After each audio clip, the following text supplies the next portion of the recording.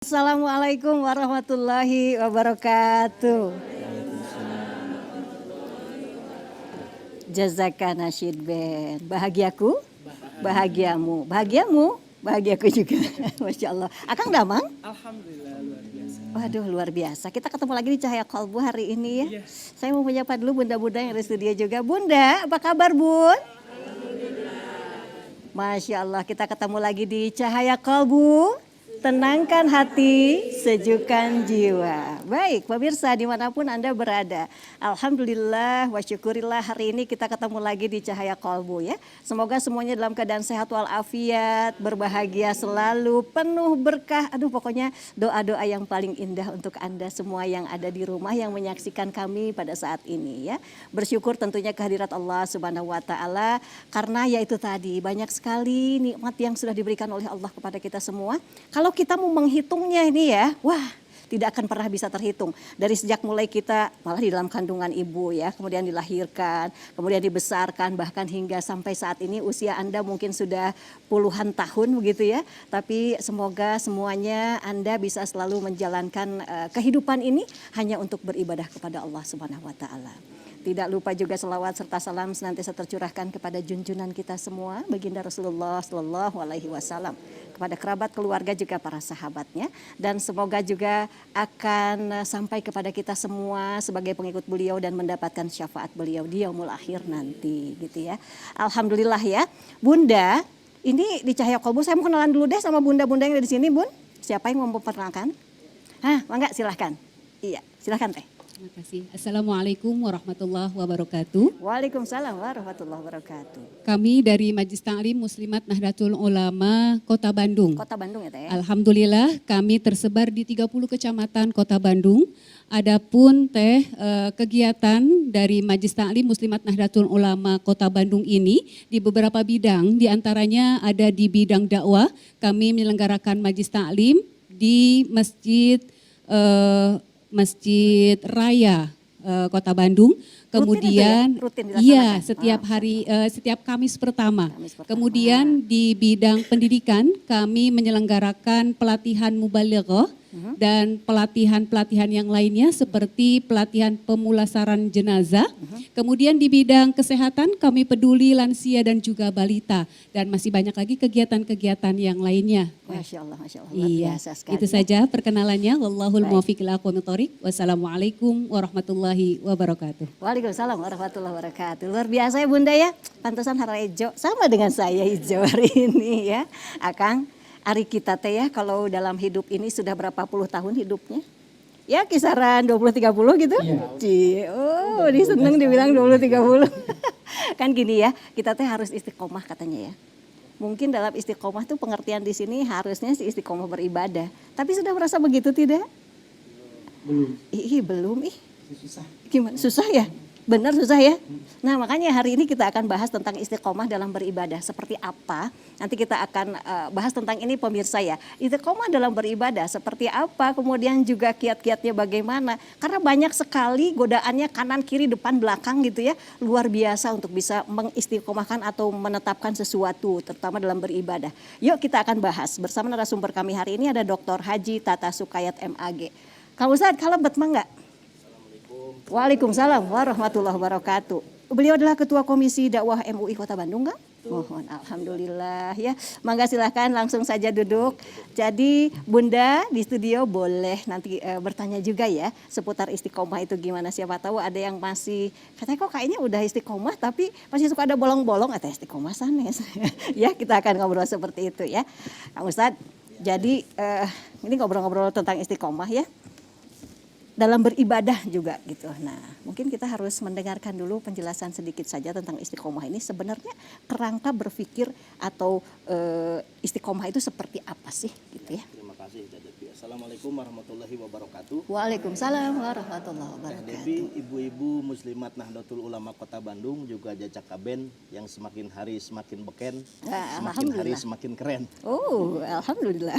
Kalau berbicara istiqomah, akar katanya dari 3 huruf utama, yaitu qaf, waw, dan mim.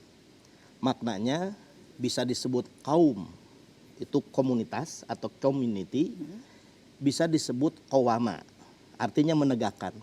Maka dalam hal istiqomah itu ada 3 komponen dasar. Yang pertama adalah qawama, menegakkan ibadah. Kemudian istiqomah, meluruskan niat dalam beribadah. Dan kemudian istiqomah sendiri, menjaga konsistensi. Sehingga ada doa dalam Al-Quran, surah Ali Imran ayat 8, ibu-ibu pasti hafal. Teh Devi pasti hafal semuanya. Rabbana la tuzigh qulubana ba'da id hadaitana wa hab lana min ladunka rahmatan innaka antal wahhab. Jadi minta kepada Allah agar Allah itu selalu mendorong, menguatkan dan sekaligus mempermanenkan setelah Allah memberikan hidayah tidak condong kepada selain hidayah Allah Subhanahu wa Itu doa taala. itu artinya ke situ ya. Iya. Nah kadang-kadang ya, nggak tahu kalau saya mah kalau berdoa weh Kang Ustadz. Iya. Terus saya tidak tahu artinya betul nggak? Kan sering begitu. Itu adalah salah satu doa untuk kita minta Menjaga agar kita istiqomah. Oh iya baiklah. Dan istiqomah sendiri bisa dilihat dari sisi 4 hal. Yang pertama bisa dilihat dari sisi hati. Istiqomah merawat la ilaha illallah. Ini diungkapkan oleh keponakan Rasulullah, mufassir pertama dalam Islam, pengarang tafsir Tanwirul Mikbas, namanya Ibnu Abbas, yang dimakamkannya di Taif. Sehingga kalau ibu-ibu berangkat haji atau umroh, sempatkan ke Taif, dan salah satu destinasinya adalah berziarah kepada makam Ibnu Abbas. Kata Ibnu Abbas, yang pertama istiqomah itu cenderung atau merawat tauhidullah, la ilaha illallah di dalam hati. Kemudian istiqomah dalam lisan, memperbanyak zikrullah secara lisan.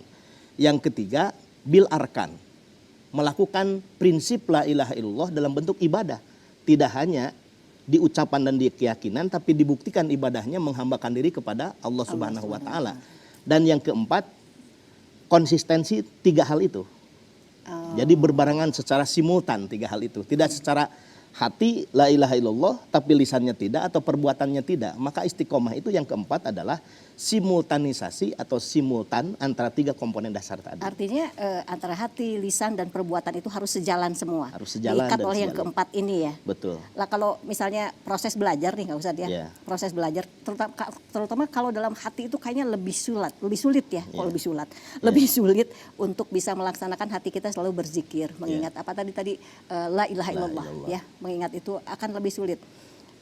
Apakah kita dari hati kita dulu yang ditatanya nih kalau kita dalam proses belajar ke situ ya? Ataukah dari lisan kita dulu atau dari perilaku kita dulu?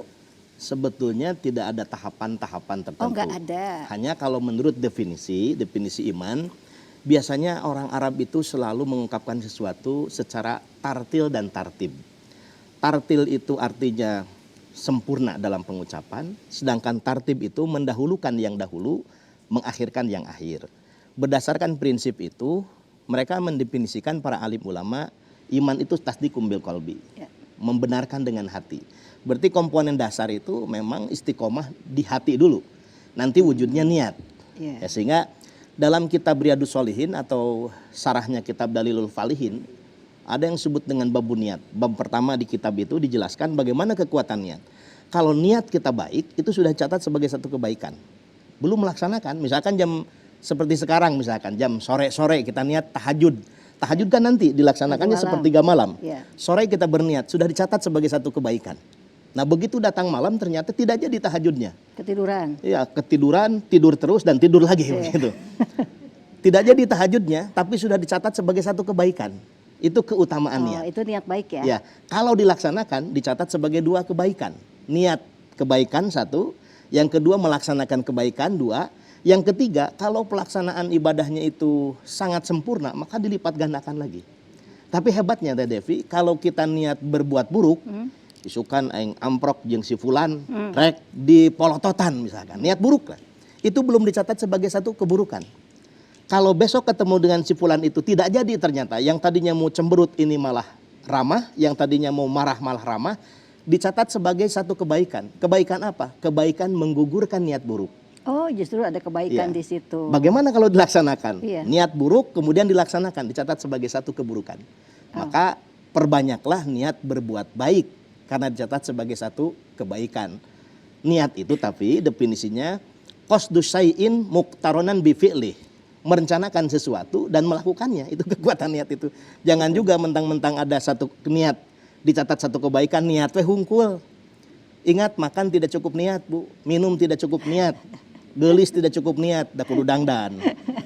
Berarti dilakukan kan rencananya itu. Betul. Oh, Masya Allah kayak gitu ya. Nggak tahu nih, ini yang jazaka coba ya. Kalau lagi bernyanyi atau lagi apa, lagi-lagi saya masuk ke dalam hati yang kita selalu berzikir kepada Allah dalam hati ya. Kalau saya sih mungkin banyak juga di antara pemirsa yang sama dengan kita di sini ya. Agak susah untuk terus bisa istiqomah ya dalam hati ya. Untuk bisa terus berzikir. Nggak tahu nih akang-akang gimana? Sama nggak sih? Susah nggak sih gitu ya? Ada juga istiqomah teh ikatan suami takut di rumah. Oh, jangan-jangan ya gitu. Tapi tipenya tidak seperti ini. Ini tidak takut Enggak, di rumah ya. juga di luar rumah. Mungkin juga punya tips sendiri gitu untuk bisa mengingat. Apalagi bernyanyi nih ya. Gimana Kang? Kalau kita kan genrenya religi ya, jadi syiar dalam syair gitu kan. Jadi kita bernyanyi pun istilahnya bukan hanya buat orang lain tapi buat diri kita sendiri. Masya Allah jadi terbantu ya. Iya. Jadi terbantu. Jadi mungkin begini loh Kang Ustadz. Apa yang kita niatkan dalam hati, apa yang kita lakukan itu intinya harus selalu tertuju kepada bagaimana meningkatkan keimanan kita kepada Allah kan begitu kan ya. Tapi masalahnya adalah dalam upaya beristiqomah ini pasti ada kaitannya benang merahnya dengan keimanan kita yang naik turun. Nah, itu. Itu jawabannya dalam Al-Qur'an surah Fussilat ayat 30. Innalladzina qalu rabbunallah summastaqamu tatanazzalu alaihimul malaikah alla takhafu wa la tahjanu wa absyiru bil jannah allati kuntum tu'adun. Jadi innalladzina qalu, sesungguhnya orang-orang yang berkata, diucapkan karena sudah dibangun dalam hatinya keimanan, Rabbunallah, Tuhan kami adalah Allah. Summastaqamu, kemudian istiqomah. Setelah dia meyakini, mengucapkan dan istiqomah dalam keimanannya, akan datang malaikat, kemudian malaikat itu berkata, Allah takhafu wala tahzanu, engkau jangan takut, khauf, wala tahzanu, dan juga jangan khawatir, jangan takut, jangan khawatir, berikan kabar gembira dengan sorga yang diberikan kepada mereka. Ini keutamaan orang yang istiqomah. Kalau contoh sederhana begini Teh Devi, kalau kita memotong kayu, kalau tidak istiqomah, kayu itu tidak akan bisa kepotong. Akan kepotong kayu itu kalau kita memotongnya terus di situ, ngadek nanti kadinya we terus. Kalau dia berpindah-pindah, ya, ngadek nanti pindah-pindah disebut cacag nangkaeun, maka tidak akan potong itu. Jadi untuk memutus kayu saja perlu istiqomah, hantam terus di situ. Batu yang begitu keras itu berlobang bukan karena derasnya air, banyaknya air yang menghantam, tapi karena istiqomahnya. Cikaracak nih yang batu laun-laun jadi tai cak-cak karena huntu laun-laun mah. Itu bukan karena besarnya air yang menghantam batu itu sehingga batu itu berlobang, tapi karena istiqomah, konsisten, setetes terus menerus dan kemudian berlobanglah batu itu. Maka ada amal yang paling baik itu bukan amal yang banyak, tetapi amal yang sedikit tapi istiqomah. Adwamuha wa in qalla. Adwamuha itu terus menerus, continue. Walaupun sedikit. Setiap malam tahajudnya 2 rakaat. Itu lebih baik dibandingkan ada satu malam sekian puluh rakaat, tapi hari-hari berikutnya tidak sholat tahajud. Jadi lebih baik yang sedikit, tapi terus menerus. Pak Ustadz, sebenarnya kalau misalnya gini ya, istiqomah itu kan memang dilakukan secara terus menerus begitu ya. Tetapi suatu saat kita bolong satu kali misalnya ya, itu bisa dikatakan masih istiqomah atau gimana? Ya, kalau misalkan bolongnya itu karena alasan syar'i, kemudian dilanjut lagi masih istiqomah. Tapi kalau tidak alasan syar'i, ya mungkin tidak termasuk yang istiqomah. Kalau misalnya kita malam-malam biasanya tahajud nih ya, tapi pas satu malam itu terbangun kemudian, aduh agak males malam ini mah nggak usah deh. Nah itu mah sudah menggugurkan istiqomah. Itu ya. Iya. Ya sudah tidak istiqomah ya. Sudah tidak istiqomah begitu Tentu ya. pada level yang advance. Tapi untuk ukuran kita menjaga keistiqomahan itu mungkin masih bolong-bolong itu masih termasuk istiqomah. Sehingga ada ungkapan moal boga karomah lamun teu istiqomah. Jadi tidak akan punya kemuliaan dan tidak akan dimuliakan kalau tidak istiqomah. Nah sehingga ada satu amalan yang harus berulang-ulang, ini dalam tradisi pesantren ya. Ibu-ibu di Muslimat Nahdlatul Ulama pasti paham betul. ada amalan yang mesti terus menerus, disebut wirid. Wirid itu adalah bacaan yang berulang-ulang dengan jumlah yang sudah ditentukan, bahkan waktunya ditentukan.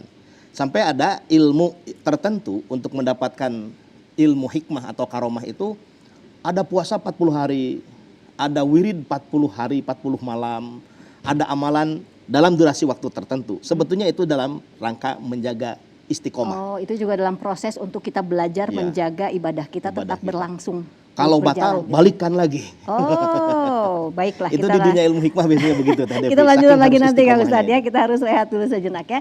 Baik pemirsa, tetap bersama kami. Nanti kita akan lanjutkan lagi setelah yang satu ini. Tetap di Cahaya Kalbu, tenangkan hati, sejukkan jiwa.